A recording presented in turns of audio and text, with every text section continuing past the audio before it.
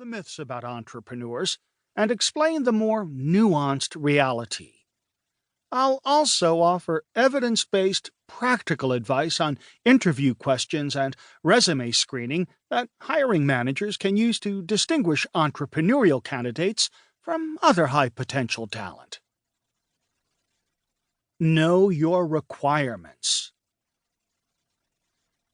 Before looking to hire entrepreneurial leaders, managers must answer an important question. Does the company really need one? Not all organizational challenges call for an entrepreneurial approach. In my research, successful founders, as a group, scored extremely high on a scale that measures the desire for power and control, and notably higher than the non-entrepreneurial leaders. This quality can cause conflict in situations where the sharing of information and power is vital to organizational performance. What's more, it will often not play well in organizations that have established matrix structures, need porous boundaries between working groups, or require high levels of collaboration. Hiring managers should carefully consider the particular leadership challenge they're recruiting for. If it's a greenfield situation, a turnaround, or any other circumstance that demands intensive initiative on a contained project, then an entrepreneurial style is likely to add value. But if the situation involves a highly interdependent matrix of working units, you might well do better looking for a different leadership profile. If you do conclude that an entrepreneurial leader is what your organization needs, then it's important to understand the entrepreneurial character in a nuanced, sophisticated way.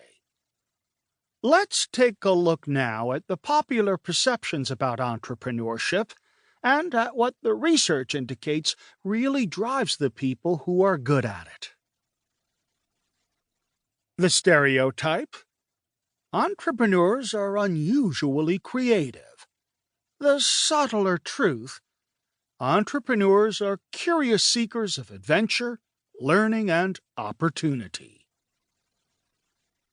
One popular notion is that entrepreneurs and people who enjoy constantly changing, innovative environments are more creative than others. But there are many types of creativity in business. Some managers, for instance, are highly creative at fixing things that are broken and enjoy the challenge of returning a system to a previous state of optimal functioning. While it's certainly true that entrepreneurs excel at original thinking, so do many non-entrepreneurs. In reality, what sets entrepreneurial individuals apart is something slightly different, something both broader and deeper than what is typically evoked by the word creativity. It's the ability to thrive in uncertainty. A critical aspect to this dimension is openness to new experiences. In my research, I've found that it is the single trait that most distinguishes leaders who are entrepreneurial from their more conventional peers. Openness to new experiences is about having a restless need to explore and learn. It entails not just a willingness to proceed in unpredictable environments, but a heightened state of motivation that occurs at the edge of the unknown and the untried.